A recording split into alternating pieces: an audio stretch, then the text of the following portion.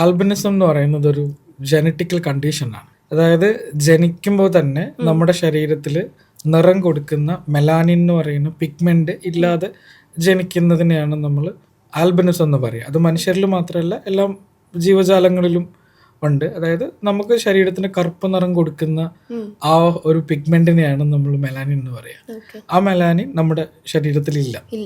അങ്ങനെയുള്ളവരാണ് നമ്മൾ ആൽബിനിസം എന്ന് പറയും. അപ്പൊ ആ വാക്കുകളൊക്കെ നമ്മൾ പണ്ടെപ്പോഴും സ്കൂളിൽ പഠിച്ചിട്ടുണ്ടെങ്കിലും അങ്ങനെയുള്ള മനുഷ്യരെയും അങ്ങനെയുള്ള ആളുകളെയും കണക്ട് ചെയ്ത് നമ്മൾ അധികം അങ്ങനെ ചെയ്തിട്ടുണ്ടാവില്ല.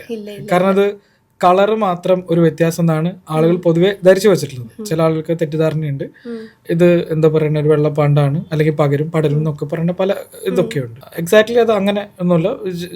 ജനിക്കുമ്പോൾ തന്നെ മെലാനിൻ പിഗ്മെന്റ് കളർ പിഗ്മെന്റ് ഇല്ല എന്നുള്ളത് മാത്രമാണ് അതിന്റെ പ്രശ്നം.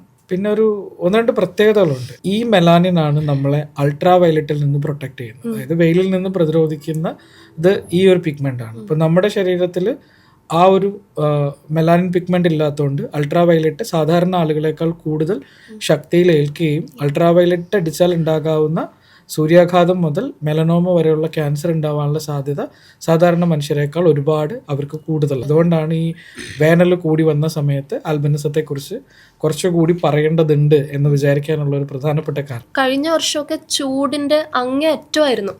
എല്ലാവരും ഒരുപാട് ബുദ്ധിമുട്ടി. ഈ ഒരു അവസ്ഥയിലുള്ള ആളുകൾക്ക് എങ്ങനെ ആയിരിക്കും ആ വേനൽക്കാലത്തെ അതിജീവിക്കാൻ പറ്റുക?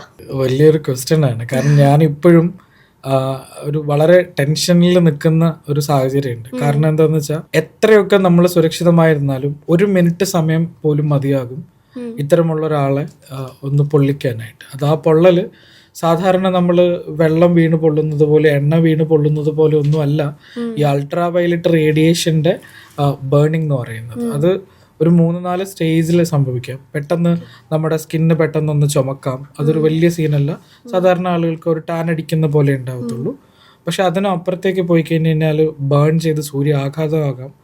ആ ഒരു ടൈമിൽ ഇവർക്ക് പെട്ടെന്ന് അതിനെ സർവൈവ് ചെയ്യാനായിട്ട് പറ്റിയില്ല എന്നുണ്ടെങ്കിൽ അവർക്ക് ഹാർട്ട് അറ്റാക്കുകൾ വരാം, പാരലൈസ്ഡ് ആകാം, ചിലപ്പോൾ മരണത്തിനുള്ള ചാൻസ് ഏറ്റവും കൂടുതലുള്ളത്. അതായത് സൂര്യൻ്റെ ചൂട് കൊണ്ട് ഇവിടെ എന്തെങ്കിലും റിസ്ക് ഉണ്ടെങ്കിൽ ആദ്യത്തെ കാറ്റഗറിയിൽ വരുന്ന മനുഷ്യരാണ് ഈ പറയുന്ന ആൾ. അപ്പോൾ ആളുകൾക്ക് ഈ അൾട്രാ വയലറ്റ് റേനെ പ്രൊട്ടക്റ്റ് ചെയ്യാനുള്ള ശേഷി ഇവർക്കില്ല എന്നുള്ള കാര്യം പലപ്പോഴും ആളുകൾക്ക് അറിയില്ല. കാരണം എന്താ വെച്ചാൽ ഈ വെളുപ്പ് എന്ന് പറയുന്നത് വേറെ എന്തോ വസ്തുവാണെന്നും അത് അങ്ങനെ എന്തോ ആണെന്നുള്ളതുകൊണ്ടാണ് ആളുകൾക്ക് ലോജിക്കലി അത് കറക്റ്റ് ആവാത്തത്. അപ്പോൾ ആ ലോജിക്ക് ആളുകൾക്ക് മനസ്സിലായാൽ ഈ തവണ എന്ത് ചെയ്യും, ഈ പക്ഷിക്കും മൃഗങ്ങൾക്കും ഒക്കെ വെള്ളം വെക്കുന്നതിനേക്കാൾ വലിയ പ്രിയോറിറ്റി ഇത്തരം മനുഷ്യർക്ക് കൊടുക്കണം എന്നൊക്കെയാണ് ആഗ്രഹം. കൊടുക്കുമായിരിക്കും. ഇങ്ങനത്തെ ആളുകളെ പറ്റി അറിയില്ല സൊസൈറ്റിക്ക് മാത്രമല്ല നമ്മുടെ ഗവൺമെന്റും അതിനെപ്പറ്റി വലിയ ഇമ്പോർട്ടൻസ് ഒന്നും കൊടുക്കുന്നില്ല. ഇങ്ങനെയുള്ള ആളുകൾക്ക് കിട്ടേണ്ട പരിഗണന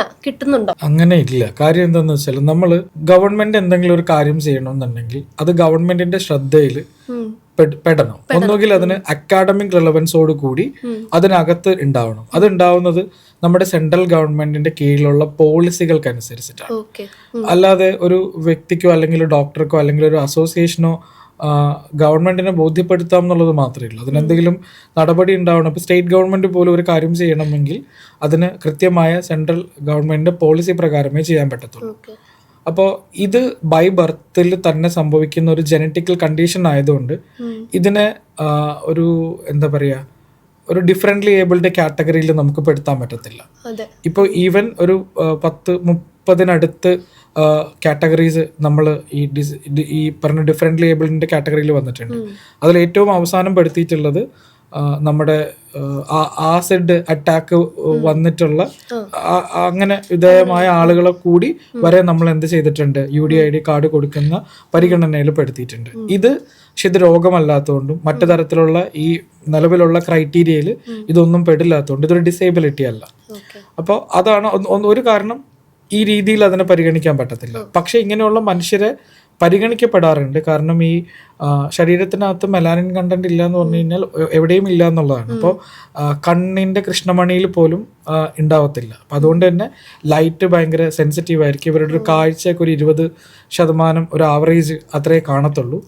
അപ്പോൾ പിന്നെ നിസ്റ്റാഗ്മൻസ്, കണ്ണ് ഫോക്കസ് ചെയ്യാൻ പറ്റാതിരിക്കുക, കണ്ണിൻ്റെ പ്രഷർ മെയിൻറ്റെയിൻ ചെയ്യാൻ പറ്റാതിരിക്കുക, അത് ഓരോ ആളുകളിലും വ്യത്യസ്തമായ കുറച്ച് ഐ പ്രോബ്ലംസും കൂടി ഉണ്ടാവാറുണ്ട്. അപ്പോൾ അതിൻ്റെയൊക്കെ പേരിൽ ഒരു എന്താ പറയുക കാഴ്ച പരിമിതർ എന്നുള്ള നിലയ്ക്ക് ചില ആളുകളെങ്കിലും എടുത്തിട്ടുണ്ട്. പക്ഷെ അത് നമ്മൾ ജനിച്ച് വളരുന്ന ഫാമിലി സാഹചര്യത്തിൽ വീട്ടുകാർ കുട്ടീനെ ഇങ്ങനെ ഒരു കാറ്റഗറിയിൽ പെടുത്തണമെന്ന് തോന്നിയാൽ പെടുത്തും, പെടുത്തേണ്ടതില്ല എന്ന് തോന്നിയാൽ അവരത് പെടില്ല. ഇപ്പം ഈ പറയുന്ന മനുഷ്യരിൽ അങ്ങനെയുള്ള ഇതേപോലെ കാഴ്ച പരിമിതരുടെ പേരിൽ കാറ്റഗറൈസ് ചെയ്യപ്പെട്ടിട്ടുള്ള ആൾക്കാരുണ്ട്. നോർമലായിട്ട് ഇതൊന്നും അറിയാതെ നോർമലി ജീവിച്ചു പോകുന്ന ആൾക്കാരുണ്ട്. അപ്പോൾ പോളിസിയിലേക്ക് പോകണമെന്നുണ്ടെങ്കിൽ ഇതിനെ അക്കാഡമിക്കലി ആളുകൾ ഡിസ്കസ് ചെയ്യണം. ഒരു പക്ഷേ ഈ ചൂട് കൂടി വരുന്ന സമയത്ത് സാധാരണ ജനങ്ങളുടെയും അല്ലാത്ത കാര്യങ്ങളിലൊക്കെ ഈ ഒരു കൺസിഡറേഷൻ അല്ലെങ്കിൽ അവരെ കുറിച്ച് കൂടി പറയുകയും അല്ലെങ്കിൽ ഓരോ കാര്യങ്ങൾ നടക്കുമ്പോഴും ഇതിനെ ലോകത്ത് എന്തിനെ കുറിച്ച് പറഞ്ഞാലും ക്ലൈമറ്റ് എന്ന് പറയുന്ന ഒരു കാര്യം ഡിസ്കഷൻ നടക്കുന്നുണ്ടെങ്കിൽ അവിടെയൊക്കെ എന്ത് ചെയ്യാം,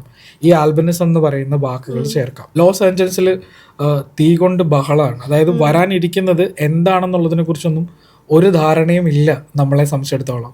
അവിടെ ഏറ്റവും സേഫ് ആൻഡ് സെക്യൂർ ആയ മെഷർമെന്റ് ഉള്ളതുകൊണ്ടാണ് അത്രയും കുറവ് ആളുകളുടെ മാത്രം മരണം.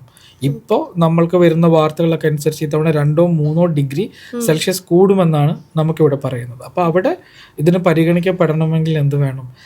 ജനങ്ങൾ, മാധ്യമങ്ങൾ, അക്കാഡമിഷ്യന്മാർ ഈ പറയുന്ന രീതിയിലേക്ക് വരും. പിന്നെ ഇത് ഗവൺമെന്റിന്റെ മുമ്പിലേക്ക് അക്കാഡമിക്കലി വരാത്തതിന് 1-2 കാരണങ്ങൾ കൂടിയുണ്ട്.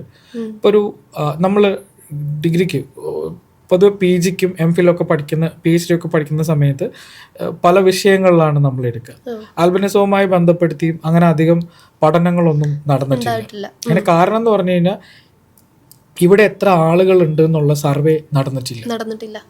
അതുകൊണ്ട് തന്നെ ഇപ്പം ഞാനിവിടെ വന്നിരുന്ന് പറഞ്ഞു എന്നുള്ളത് കൊണ്ട് ഗവൺമെന്റിന് അതൊരു സോളിഡ് എവിഡൻസ് അല്ല. ഇതിപ്പോൾ ഒരാൾ വന്നിരുന്ന് സംസാരിക്കുന്നു, അയാളുടെ അനുഭവം പറയുന്നു എന്നുള്ള രീതിയിലാണ് അവിടെയുള്ളവർ കാണാൻ ഉദ്ദേശിച്ചിട്ടുള്ളതെങ്കിൽ അതിന് ആ രീതിയിൽ മാത്രമേ എന്ത് ചെയ്യുള്ളൂ, കൺസിഡർ ചെയ്യത്തുള്ളൂ. ഒരു വിഭാഗത്തിന്റെ ഒരാൾ അനുഭവിക്കുന്ന ഒരു പ്രശ്നം അയാൾ വന്ന് പറയുന്ന ഒരു പേഴ്സണൽ സ്റ്റോറി എന്നുള്ളത്, ഈ പേഴ്സണൽ സ്റ്റോറീനെ എന്താക്കി മാറ്റണം? അക്കാഡമിക് റെലവൻസ് ഉള്ള ഓരോ വിഭാഗം ആളുകളാണ് അതിനെ എന്താക്കി എടുക്കാൻ കഴിയുക, ഇതിനകത്ത് സാധ്യതകൾ മനസ്സിലാക്കി വരിക. അങ്ങനെ പല സ്റ്റെപ്പ് കഴിഞ്ഞ് ഗവൺമെൻറ്റിന് ഇത് അക്കാഡമിക്കലി റെലവൻസ് ഉണ്ടെന്ന് തോന്നണം. നമ്മുടെ യൂണിവേഴ്സിറ്റികൾ ഇത്തരം ആളുകളുടെ ശരിക്കും ചെയ്യേണ്ടത് ആരോഗ്യ വകുപ്പും സാമൂഹ്യനീതി വകുപ്പും കൂടി തീരുമാനിച്ച്, സാമൂഹ്യനീതി വകുപ്പ് ആദ്യം ഇത് എത്ര ആളുകളുണ്ട് എന്ന് കണ്ടെത്താനായിട്ട് ആദ്യം ഒരു സർവേ ചെയ്യാനായിട്ട് അവർ വില്ലിങ് ആവണം. അല്ലെങ്കിൽ അത്ര ഒരു അനൗൺസ്മെന്റ് അവർ ചെയ്യണം.